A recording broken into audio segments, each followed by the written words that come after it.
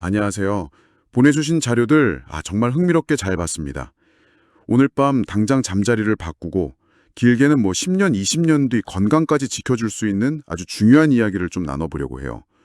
혹시 밤에 화장실 가려고 깨는 일 자주 있으신가요? 전 이게 그냥 나이 들면 생기는 뭐랄까 자연스러운 현상인 줄 알았는데 그게 아니더라고요. 우리 몸의 핵심 필터인 콩팥, 바로 이 심장에 보내는 절박한 신호일 수 있다고 합니다. 네, 맞아요. 대부분 야간요를 그냥, 좀 귀찮다, 이 정도로만 생각하시는데, 이게 사실 수면의 질을 완전히 파괴하거든요. 그리고 장기적으로는 아주 심각한 질병의 전조가 될 수 있는 중요한 지표입니다. 바로 그 부분입니다. 그래서 오늘 저희가 깊이 파고들 주제가 놀랍게도 우리 부엌 찬장에 흔히 있는 꿀 한 스푼입니다.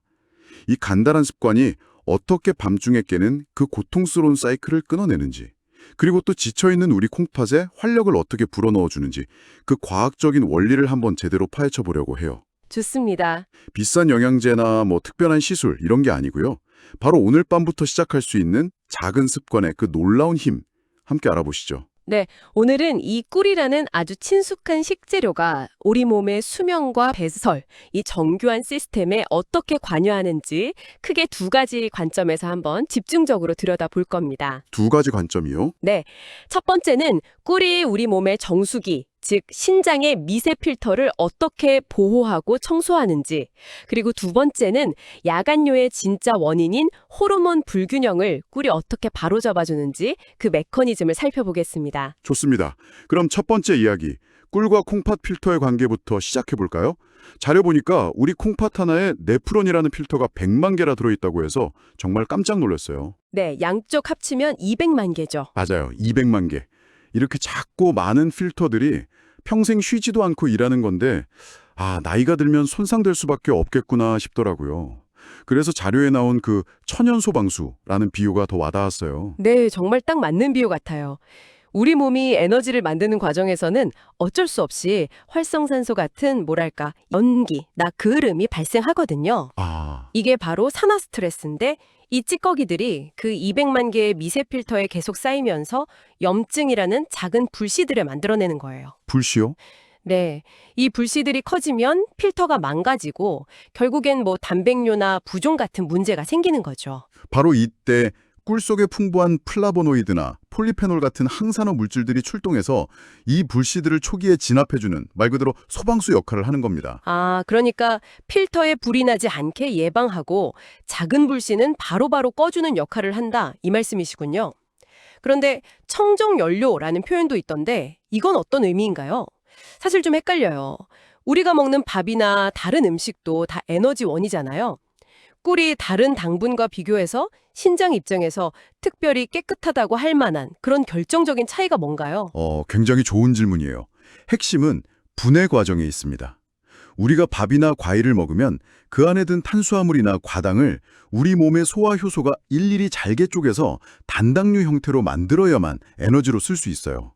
이 과정 자체가 우리 몸, 특히 소화기관, 간, 그리고 최종적으로 노폐물을 거르는 신장에게는 상당한 노동이거든요. 하지만 꿀은 달라요. 꿀에 든 당은 이미 버른들이 자신의 효소로 완벽하게 분해를 끝내놓은 완제품 단당류 상태예요. 우리가 할 일을 벌들이 미리 다 해준 셈이군요. 정확해요. 그래서 우리 몸에 들어왔을 때 소화 과정이라는 추가 노동 없이 즉시 세포로 흡수돼서 에너지로 사용될 수 있는 거죠. 신장 입장에서는 처리해야 할 소화 부산물이나 노폐물이 거의 발생하지 않는 아주 깨끗한 연료가 들어온 셈이에요. 필터 청소해주는 소방수 역할에 필터를 돌리는데 부담 없는 고급 연료까지 공급해주는 거죠. 와, 이제 확실히 이해가 되네요. 필터를 보호하면서 동시에 에너지를 공급해주다니 정말 효율적인 시스템이군요. 맞아요. 여기에 보너스 같은 이점도 하나 더 있어요. 자료에서도 언급됐지만 꿀은 천연 항균 물질을 함유하고 있어서 방광염이나 요로 감염을 일으킬 수 있는 유해균의 증식을 억제하는 데도 도움을 줄 수 있습니다. 신장뿐만 아니라 소변이 지나가는 길 전체를 건강하게 관리해주는 거죠. 신장 필터를 보호하고 청소해준다는 것도 정말 중요한데 사실 보내주신 자료를 보면서 제 눈이 번쩍 띄었던 부분은 바로 이 야간요 통계였어요. 밤에 2번만 깨도 심장병 위험이 2배, 치매 위험이 1.7배나 높아진다니 이게 그냥 다음날 좀 피곤하고 많은 문제가 아니었군요. 정말 충격적인데요. 그렇죠. 야간요는 수면 부족의 문제가 아니라 수면 단절의 문제이기 때문에 더 심각해요. 잠의 흐름이 계속 끊기면 우리 몸의 회복 및 재정비 시스템 전체가 마비되거든요. 뇌에 노폐물이 쌓이고 혈관은 스트레스를 받고 호르몬 시스템은 교란되는 악순환이 시작되는 거죠. 저는 그저 나이가 들면 방광이 약해지는 자연스러운 현상이라고만 생각했는데 원인이 전혀 다른 곳에 있었다니 자료에서는 야간류의 진타 범인으로 호르몬과 에너지 문제를 지목하고 있더라고요. 이게 도대체 어떻게 된 일이죠? 밤에 소변이 마려우니까 저녁부터 물을 안 마시는 걸 해결책으로 생각하시는데 그건 증상을 잠시 억누를 뿐 근본적인 원인 해결은 아니에요. 야간요의 진짜 원인은 바로 뇌와 간의 에너지 불균형에서 시작됩니다. 자기 전 꿀 한 스푼이 바로 이 지점을 공략하는 거고요. 뇌와 간의 문제라니 정말 예상 밖인데요. 그럼 꿀이 복잡한 문제를 어떻게 해결한다는 건가요? 세 가지 아주 정교한 메커니즘이 동시에 작동한다고 보시면 돼요. 첫 번째가 바로 수면 중 혈당 안정화입니다. 우리가 잠을 잘 때 몸은 쉬지만 뇌는 쉬지 않아요. 꿈도 꾸고 기억도 정리하고 몸을 회복시키느라 계속 에너지를 쓰거든요. 그런데 저녁 식사 후 시간이 오래 지나서 혈당이 뚝 떨어지면 뇌는 이걸 비상사태, 연료 부족으로 인식해요. 잠깐만요. 그럼 밤에 깨는 게 단순히 화장실이 급해서가 아니라 제 뇌가 사이렌을 울리면서 강제로 저를 깨우는 거였다는 말씀이세요? 바로 그거예요. 뇌는 생존이 최우선이니까요. 어떻게든 에너지를 만들어내려고 아드레날린이나 코르티솔 같은 스트레스 호르몬을 뿜어냅니다. 이 호르몬들이 우리 몸을 각성 상태로 만들어서 잠에서 깨우는 거죠. 그리고 깨고 나니 마침 방광에 소변이 좀 차 있는 걸 인지하고 아, 화장실 가고 싶어서 깼나 보다 라고 생각하게 되는 경우가 많아요. 세상에 범인을 완전히 잘못 알고 있었네요. 그럼 꿀은 여기서 어떤 역할을 하는 거죠? 여기서 간이 우리 몸의 보조 배터리라고 생각하시면 쉬워요. 자기 전에 꿀 한 스푼을 먹으면 소화가 필요 없는 이 깨끗한 당이 간에 글리코겐이라는 형태로 차곡차곡 저장돼요.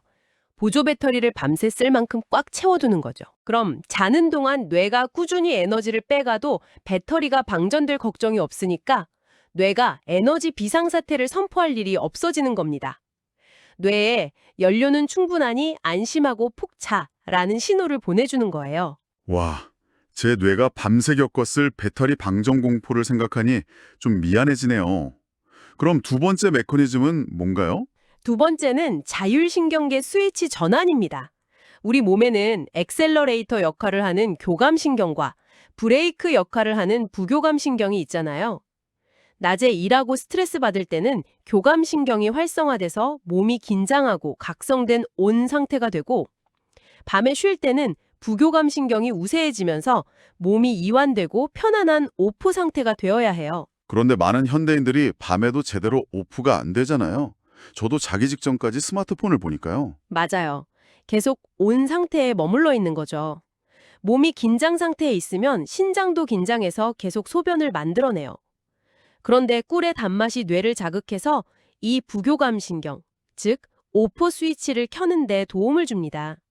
몸 전체가 휴식 모드로 부드럽게 전환되면서 신장도 아, 이제 밤이구나, 소변 생산을 줄이고 좀 쉬어야겠다 라고 인식하게 만드는 거죠. 그렇군요.